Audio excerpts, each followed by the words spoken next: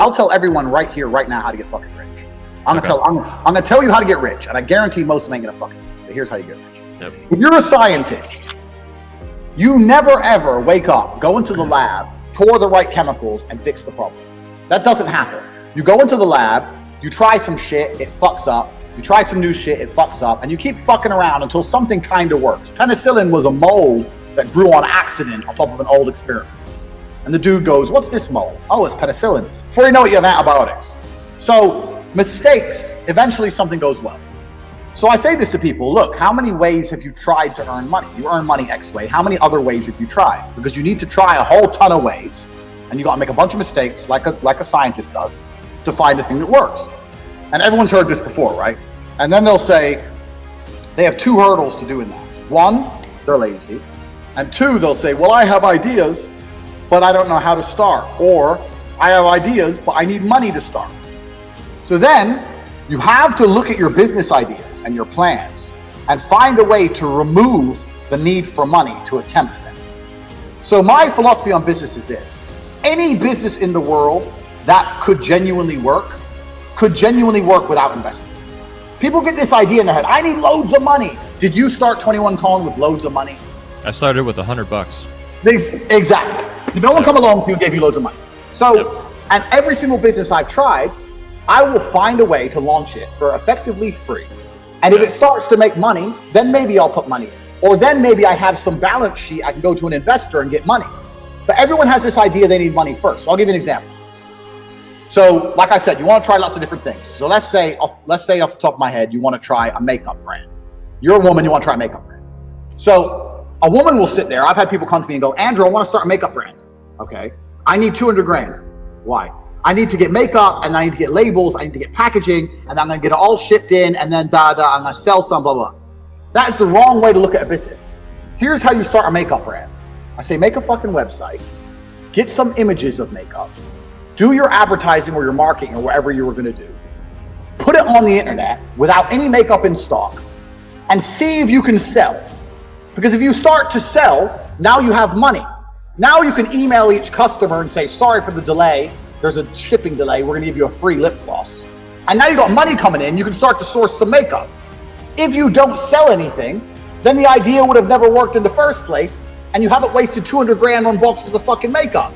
Yeah. Like, you can start everything. Do you understand where I'm coming from? There's a way to start everything without throwing money down the drain. This answers my next question was going to be, what's the litmus test you use to evaluate deals? Because I'm sure you have a lot of deals thrown at you all the time. Every day. Every day. It's really, I like what you're saying a lot, because you're saying if you can't start it for free, then you don't deserve any money anyway. You're going to blow it. You're going to blow it. They're trying to offload responsibility on you or an investor is what they're doing, I think. That's exactly what they want to do. And they want a nice office, and they want to fucking pay their personal bills, and they want to go to the office and feel like the big man with their investment. See, everyone has this idea now because tech companies raise billions and have no profit forever, and then turn into like a super billion trillion like TikTok and all this shit. That's not real world. You're not going to invent some TikTok app, okay? That's you have a better chance of winning the lottery. In reality, if you have a good idea and it will make money, you can find a way to do it for effectively free. Especially with an online business. I said this before, if you want to sell something online, do all the marketing you were going to do, get the website up, and see how many you sell. Worst case, you send the money back. But then you can come to me and say, look, I sold 400 of these. I didn't have the money to get them made, but I sold 400. If I had them made, I could have made this much profit. You can come at me with something. Instead of saying, I need $1 million and I want to get this shit made, and then I'm going to try and sell it. It's the wrong way around. So once you understand that no matter any business, you can attempt with hard work and no money, then you get to do what a scientist did. Well, now I can try everything. And before you know it, something's going to stick and you're going to start making some money. It's really that simple. And I say this to people all the time and they go, yeah. And then they go back to bed. Yeah. But that's the reality of it. It's very, very simple. If you can approach entrepreneurship from that perspective, then you get to try a whole bunch of shit and you don't lose. I say this to people all the time. If you don't blow money, it's very hard to fuck up. Like okay, you start a company and you don't blow your money. What's the worst that can happen? You close? They don't want to face the risk of the failure and rejection, the emotion. That's what it is. Because they're pussies. Yeah, they're pussies. Yeah, exactly. but if you don't give a shit and you're just all about the money, then what's the worst that can happen if you don't blow money? Nothing bad can happen. Yeah. Like literally nothing bad can happen. People just have this idea, well, if I only had 100 grand, I could. I'm like, listen, you don't, if you could do this idea of yours, you wouldn't need 100 grand.